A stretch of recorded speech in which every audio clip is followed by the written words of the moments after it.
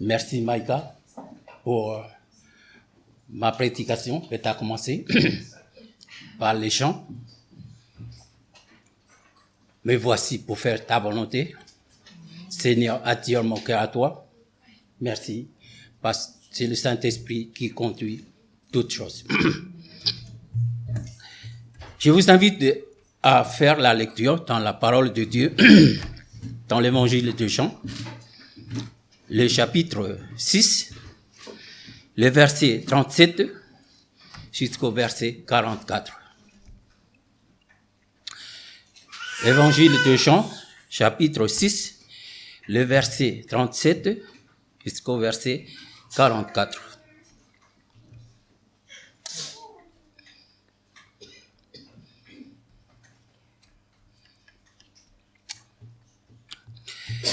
Tout ce que le Père me donne viendront à moi, et je ne mettrai pas dehors celui qui vient à moi, car je suis descendu du ciel pour faire non ma volonté, mais la volonté de celui qui m'a envoyé. Or, la volonté de celui qui m'a envoyé, c'est que je ne perde aucun de tous ceux qu'il m'a donné, mais que je les ressuscite au dernier jour. La volonté de mon Père, c'est que quiconque voit le Fils et croit en lui ait la vie éternelle, et je le ressusciterai au dernier jour. Les Juifs murmuraient à son sujet, parce qu'il avait dit, « Je suis le pain qui est descendu du ciel. » Et il disait, « N'est-ce pas là Jésus, le fils de Joseph, celui dont nous connaissons le père et la mère?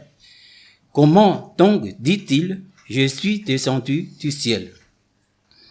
Jésus leur répondit, « Ne murmurez pas entre vous. Nul ne peut venir à moi si le Père qui m'a envoyé ne l'attire, comme on a chanté tout à l'heure.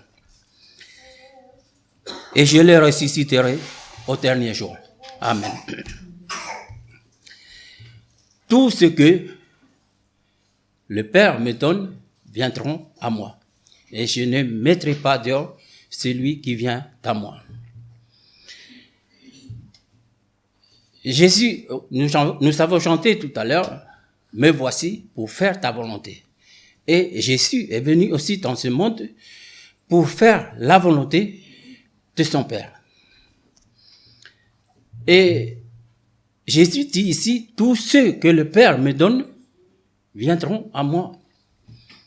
Mais la Bible nous dit que dans l'Ancien Testament, Dieu dit à Moïse, « L'homme ne peut pas voir Dieu et vivre. » Et ici, Dieu nous a amenés à son Fils.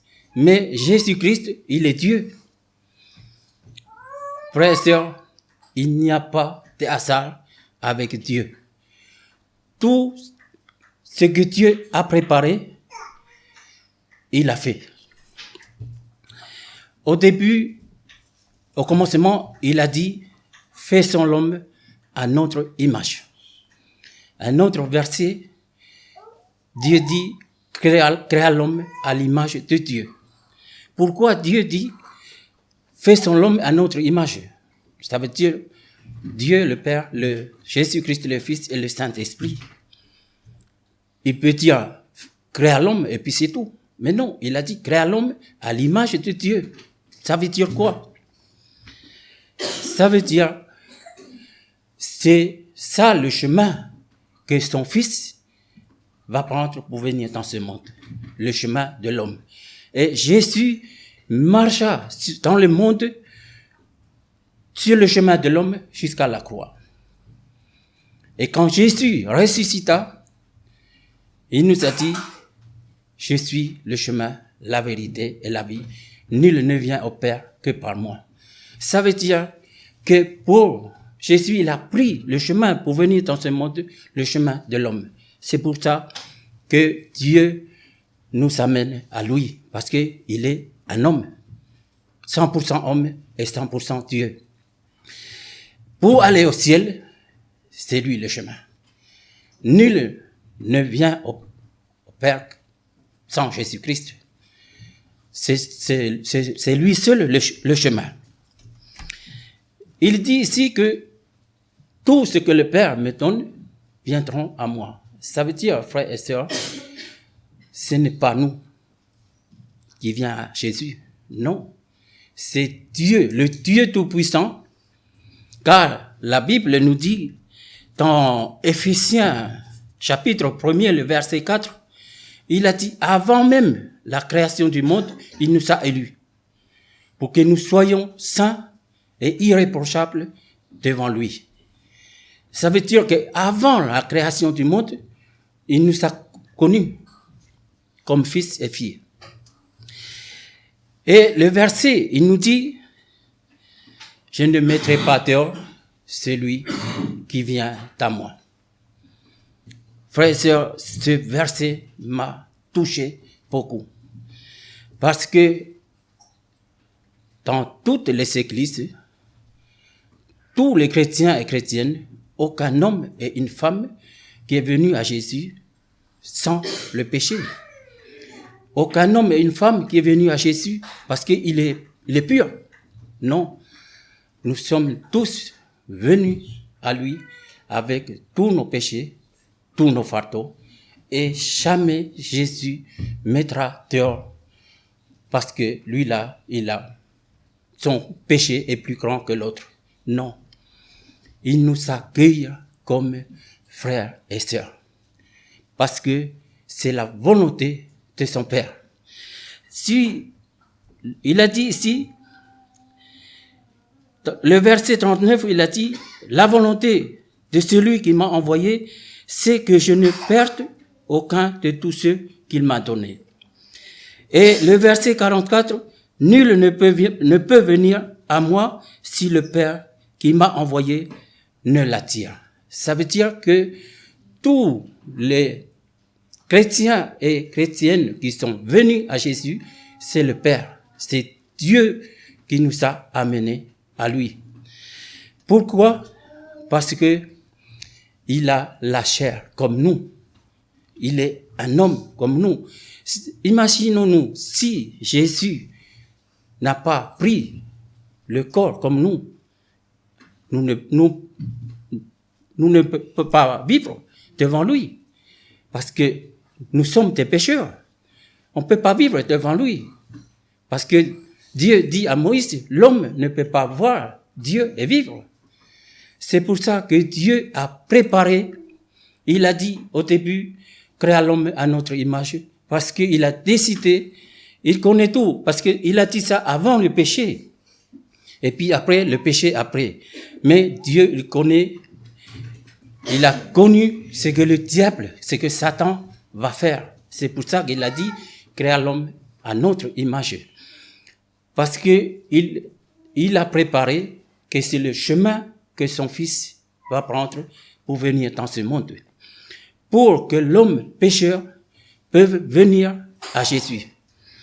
Si Jésus est venu dans ce monde par sa nature divine, il est venu pour définir, pour détruire le monde. Il n'est pas venu pour sauver. Mais Dieu, il est, comme Maïka nous dit tout à l'heure, il a la compassion, il est plein d'amour pour l'homme. Et Jésus, il a dit, je ne mettrai pas dehors celui qui vient à moi. Il y a deux exemples dans la parole de Dieu. Le premier, il y a beaucoup d'exemples, mais je prends juste que deux. Le premier exemple, c'est dans l'évangile de Luc. Je vais pas, juste pour noter quelques pensées. Dans l'évangile de Luc, le chapitre 7, il y a un homme, un pharisien nommé Simon. Il a invité Jésus de manger avec lui dans sa maison. Et Jésus rentrait dans la maison de Simon. Mais dans la ville, il y a une femme pécheresse dans la ville. C'est que le contexte dit. Et la femme, ayant su que Jésus est dans la maison de Simon, elle a pris un vase d'albâtre plein de parfums et alla vers la maison de Simon. Mais la Bible nous dit que c'est une femme pécheresse. La femme est entrée dans la maison de Simon, elle est allée directement aux pieds de Jésus. Elle a commencé à mouiller les pieds de Jésus avec ses larmes et essuya avec ses cheveux. Et elle ne cessait pas de baisser les pieds de Jésus. Frères et sœurs, Jean-Baptiste, il a dit, je ne suis pas digne de porter ses chaussures. Nous connaissons bien Jean-Baptiste, qui est Jean-Baptiste.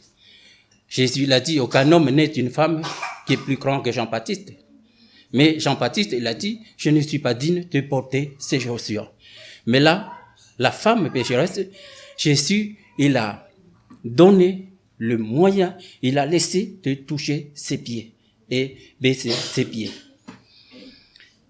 Il ne mettrait pas dehors celui ou celle qui vient à lui, car c'est le Père qui l'a donné. Et cette femme est en train de mouiller les pieds de Jésus, et Simon, il a dit dans son cœur, pas avec une voix haute, mais dans son cœur, si cet homme est vraiment était prophète, il connaissait qui est cette femme. C'est une femme pécheresse. Mais Jésus, il est 100% homme et 100% Dieu. Il connaît la pensée de Simon. Et il a dit, Simon, j'ai quelque chose à te dire. Maître, parle, dit Simon. Et Jésus lui dit, tu sais, un créancier a 2 débiteurs. L'un avait 500 deniers, l'autre 50. Comme ils n'avaient pas de quoi payer leur dette, le monsieur, il a pardonné, il a effacé leur dette. Lequel parmi les deux aime le plus? Et Simon, il a dit, je pense, c'est lui qui a le plus. Et Jésus dit, t'as bien sujet. Tu vois cette dame, depuis que je suis entré dans ta maison, tu n'as pas donné de l'eau pour laver mes pieds. Mais elle a mouillé avec ses larmes, essuyé avec ses cheveux. Tu n'as point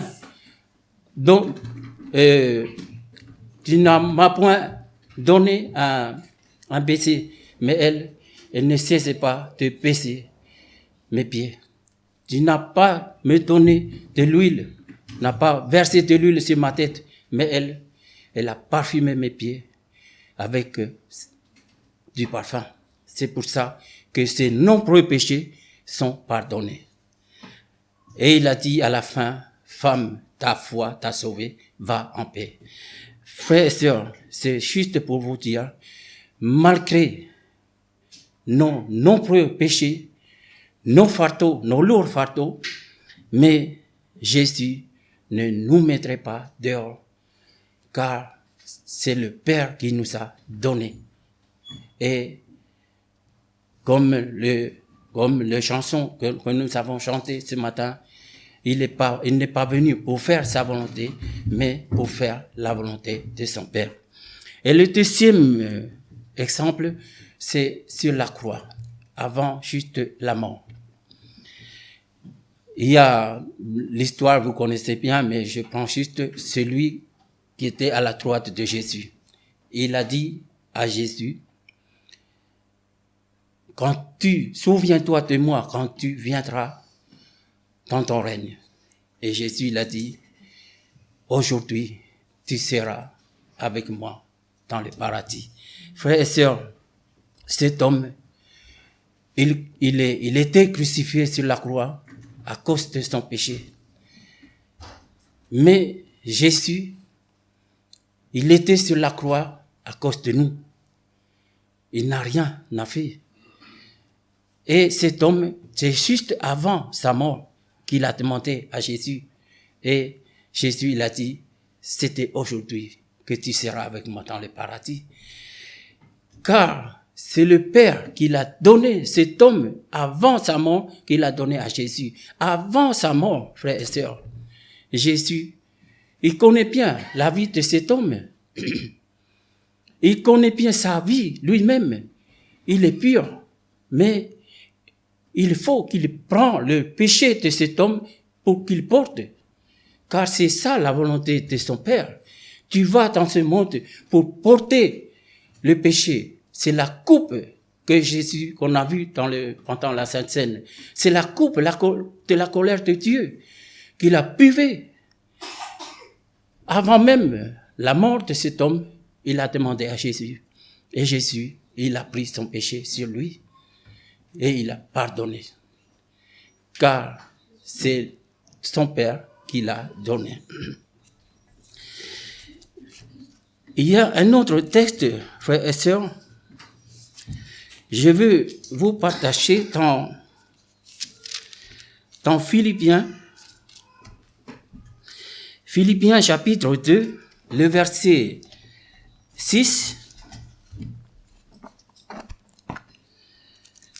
Le verset 6 jusqu'au verset 8.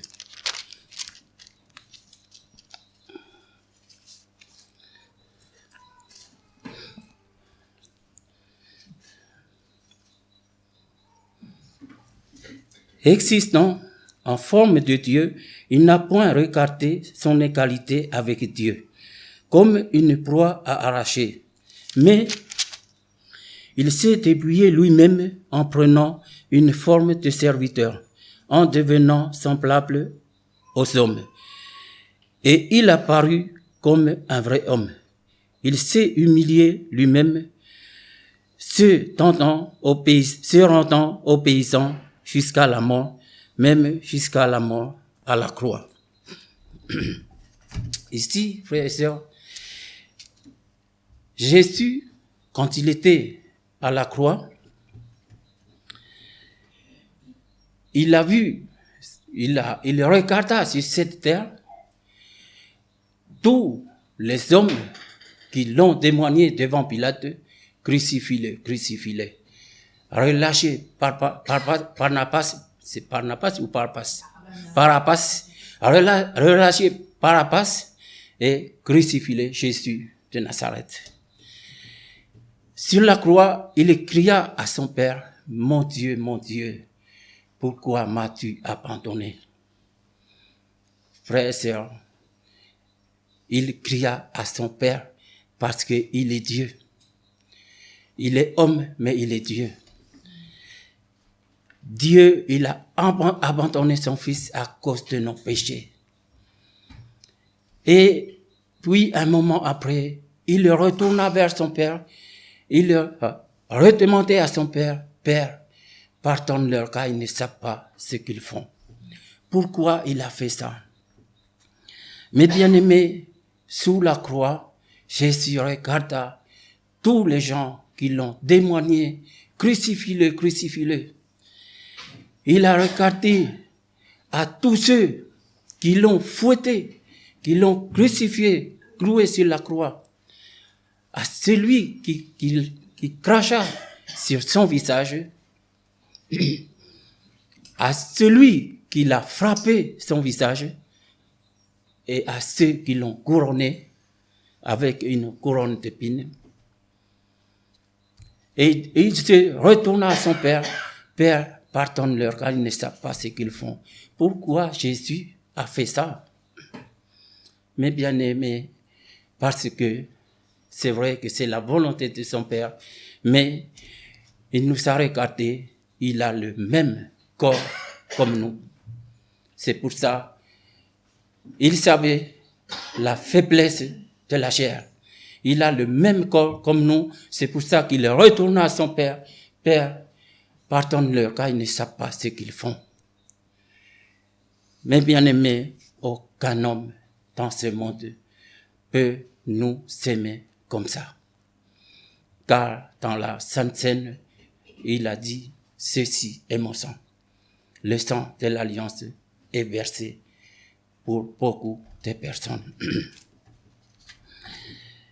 Et je vais vous continuer sur un autre texte, parce que le premier texte qu'on a vu, on a vu que le travail que Dieu a fait et son Fils, ils sont travaillés ensemble, le premier texte. Dieu, le Père, autant que Dieu, et Jésus-Christ, le Fils, autant qu'homme. Ils sont travaillés ensemble parce que nous ne pouvons pas venir à Jésus dans sa nature divine, avec autant que Dieu. C'est pour ça que Dieu a envoyé son Fils dans ce monde, sur le chemin de l'homme. Et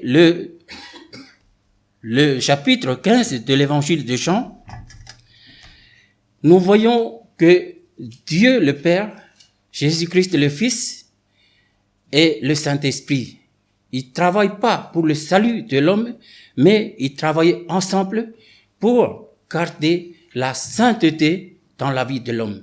Le premier texte, nous savions que Dieu et le Fils travaillaient ensemble pour le salut, pour sauver l'homme.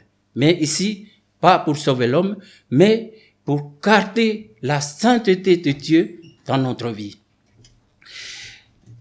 L'évangile de Jean, chapitre 15, le verset 1er et 2, et le verset 5 et 6.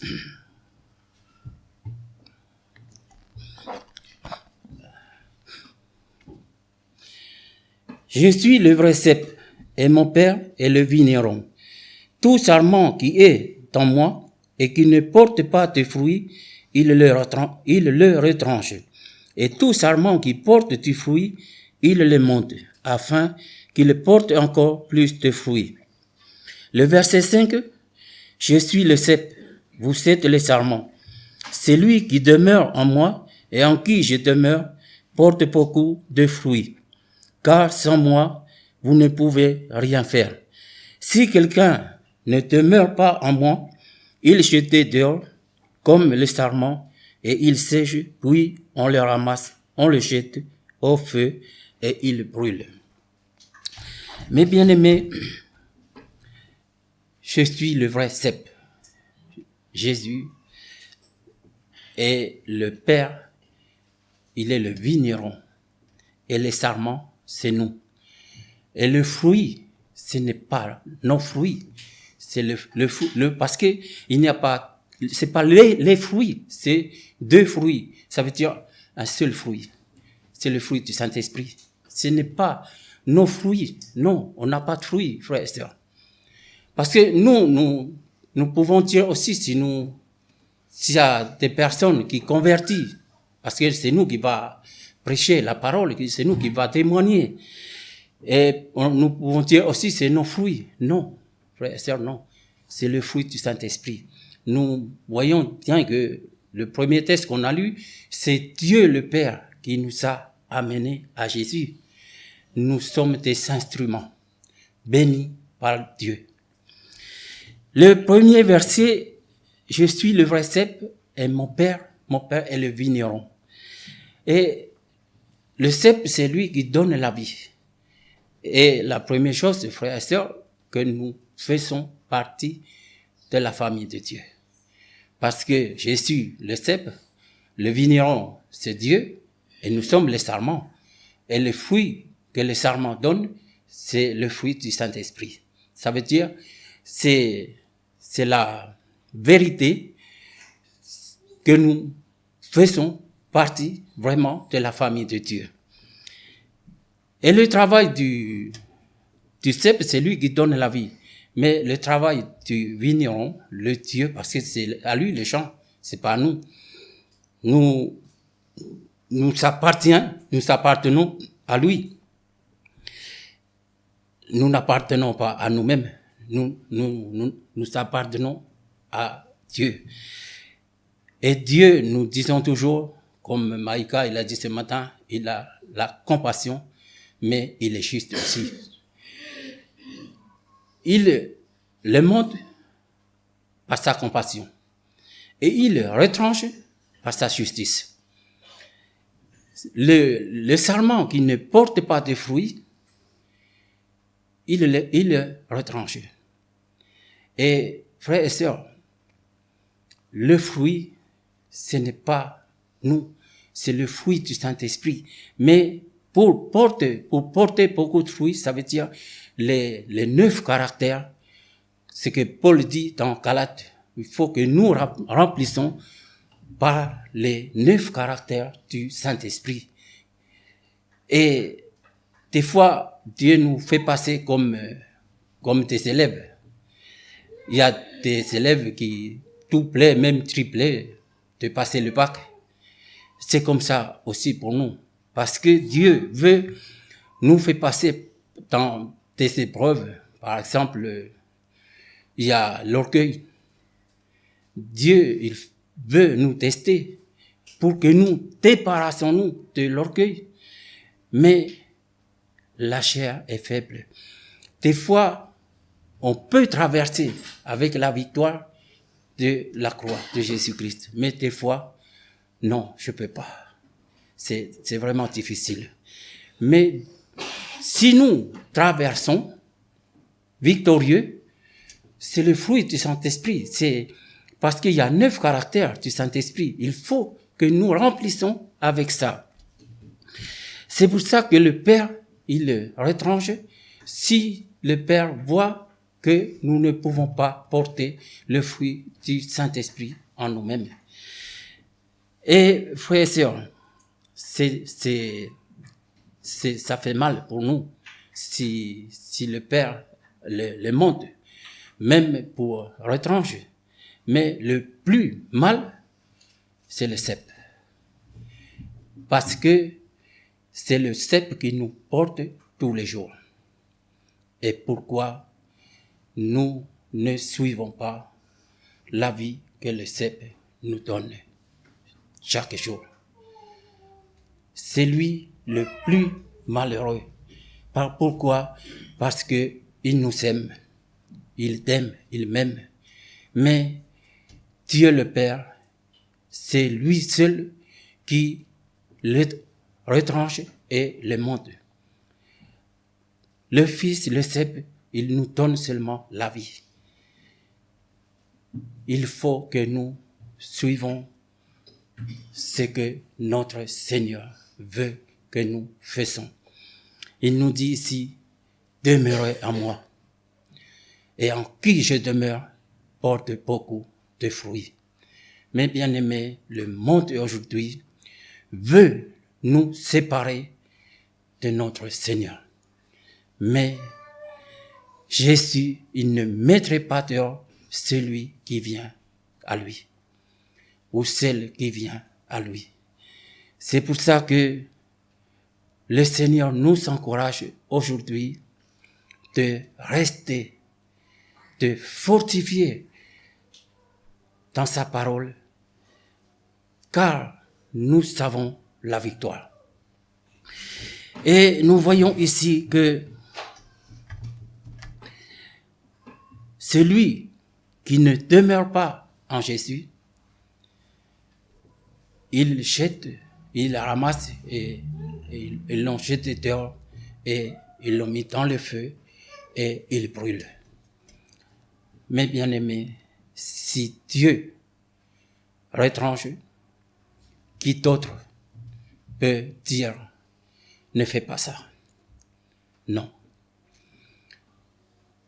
Si Dieu le monte, réjouissons-nous, car Dieu veut que nous portons plus de fruits, car nous avons la vie de son Fils. C'est la vie de Jésus-Christ qui est en nous. C'est pour ça qu'il veut, Dieu le Père veut que nous portons plus de fruits en nous, car c'est la vie de son Fils qui est en nous. Mes bien-aimés, que le Seigneur bénisse sa parole ce matin. Le premier texte, on a vu Dieu le Père travaille ensemble avec son Fils autant que Dieu et autant qu'homme pour nous sauver. Car nous ne pouvons pas venir à Jésus s'il est venu par sa nature divine. C'est pour ça qu'il a pris le chemin de l'homme pour venir dans le monde, pour que nous pouvons venir à lui. Et il ne peut pas nous mettre dehors. C'est pour ça que nous sommes là ce matin, parce que nous sommes les sarments et c'est lui le cep. Nous faisons partie de la famille de Dieu. Restez dans la famille de Dieu jusqu'à la fin de nos jours. Car Dieu nous garde, Dieu nous protège, car il nous aime, parce que c'est la vie que nous portons aujourd'hui, c'est la vie de son Fils, Jésus-Christ. Ce n'est pas la nôtre, c'est la vie de Jésus-Christ que nous vivons aujourd'hui. Frères et sœurs, que le Seigneur bénisse sa parole et bénisse chacun de nous pour que nous restons toujours, demeurons toujours en Jésus-Christ. Amen.